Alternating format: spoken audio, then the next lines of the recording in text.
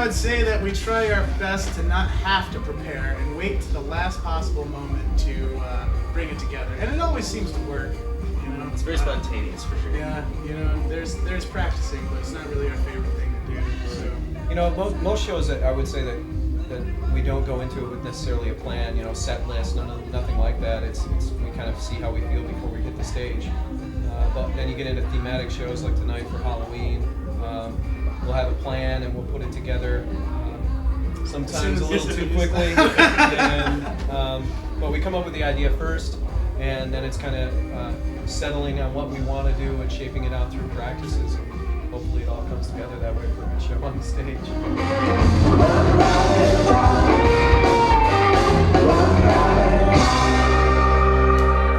We've played with a couple different artists. I mean, the list is not huge, but it's pretty big.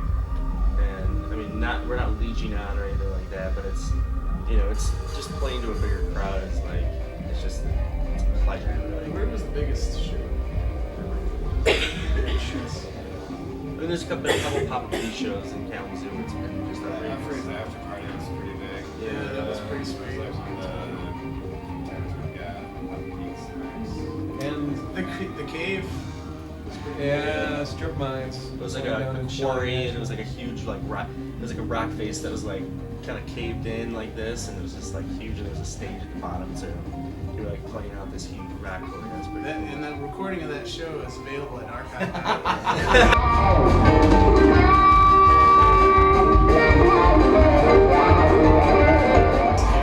We do a cover of what was it, Closer, that we had such a battle over. We tried to play it, we practiced it, and we were trying to play it to the T. record. To the T. We we're trying thought to play for it to sure the T. we could do it, and it just caused a lot of strife, a lot of tension, and then finally we just said, forget about it, let's just play it how we want. And I played some funk beat, and we totally layered it on, and now it's just a really groovy song. It's like Dave said, it's an accident. It's just we choose to do something different, but it's kind of like an organized improv. We have an idea of how the song. The framework of the song, we just build in different. Yeah, we just create a new version, basically.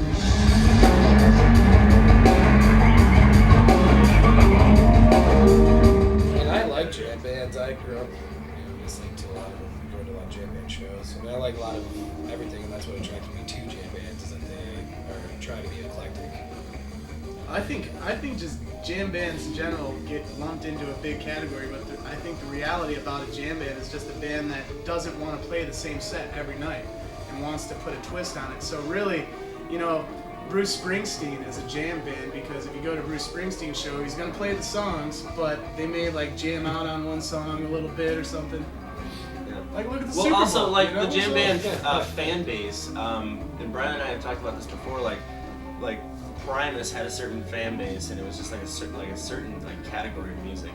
And we were talking about Les Claypool kind of being categorized into the jam band scene now, because we thought maybe the jam band fans maybe just appreciate the music way more. I mean, I'm not saying that they do, but it's more about the musicianship. Right, and people, it feels like people just are there to hear the music and feel the music. Yeah, I know. For me, it was as far as musical influences that brought me to this kind of genre with Frank Zappa big time, because any of the bands that played with them, it was completely orchestrated, but at the same time it had a feel of spontaneity to it and a newness, because he kept on surrounding himself with different musicians in those sorts of situations, and so it was always fresh. And as far as jam bands go, I'm not a huge jam band fan, but how was it you said it? Jam band? Anyway, I'm not a huge fan of a whole lot of jam bands that are on the scene, but I love the aspect that they're constantly keeping things fresh, and that's what we definitely try to do on stage. Because if you're playing the same set over and over and over and over again, the same songs, it gets boring. When you're bored as a musician, the crowd's going to get bored. It's the variety, for sure. So really, I guess it's just a short attention span that makes us a jam band. Yeah.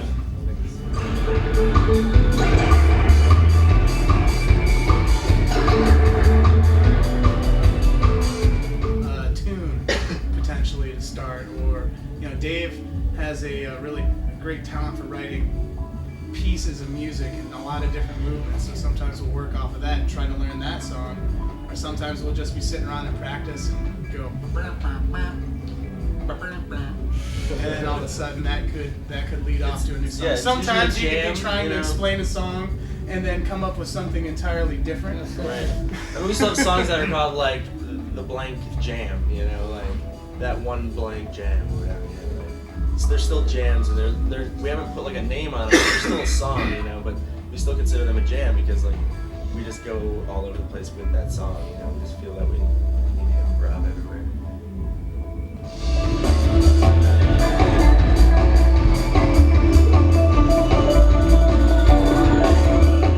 At some points or another, you know, we're not a guitar-driven band or a keyboard-driven band or a bass and drums-driven band. We're all of that at different points in the night.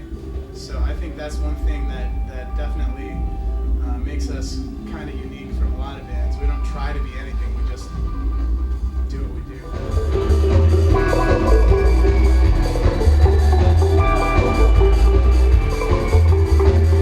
Time out. There definitely can be a lot of tension, you know, just like any band or any relationship that you have with people. But the nice thing about everybody here is I'm the one who gets all stressed out on everything. So I'm the one who gets angry, upset. But you know, I'll go out and beat the crap out of our band, and then we'll do it. Yeah, we seriously have like 2 dents in everything.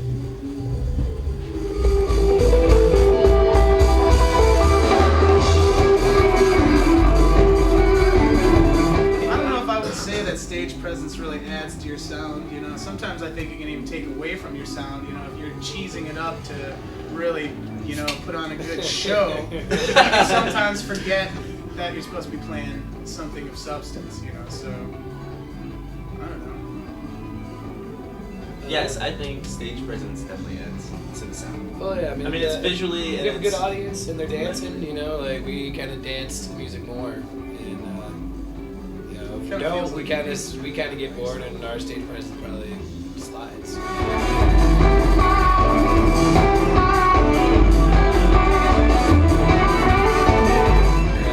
Me and Russ were talking about this on our way to get food earlier, and we were in Colorado playing a show, a big room like the intersection, and there was maybe 10 people there, and only 3 of them or 4 of them were there for us.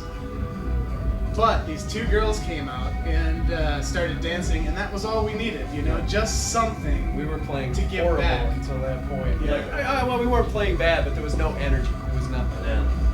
And as soon as they started dancing and enjoying it, just somebody enjoying it.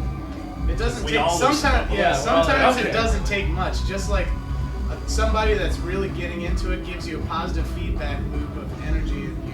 Yeah. It makes it okay after that.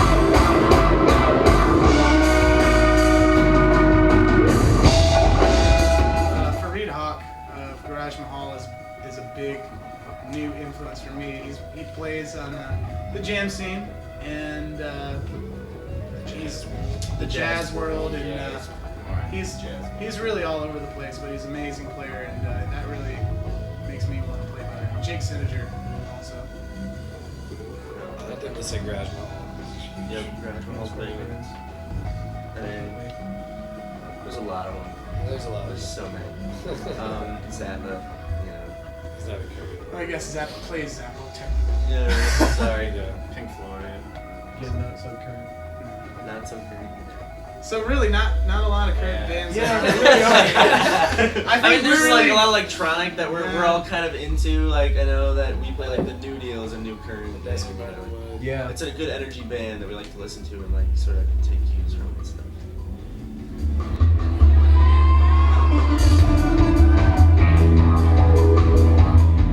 As long as we can keep on progressing, and in 5 years, if we are self-sufficient and are able to tour nationally and hopefully internationally, just enough to pay the bills, really. Although, you know, $1 million. would be yeah, I don't know about bad. you, dude. Jeez. I'm in this to But, win it.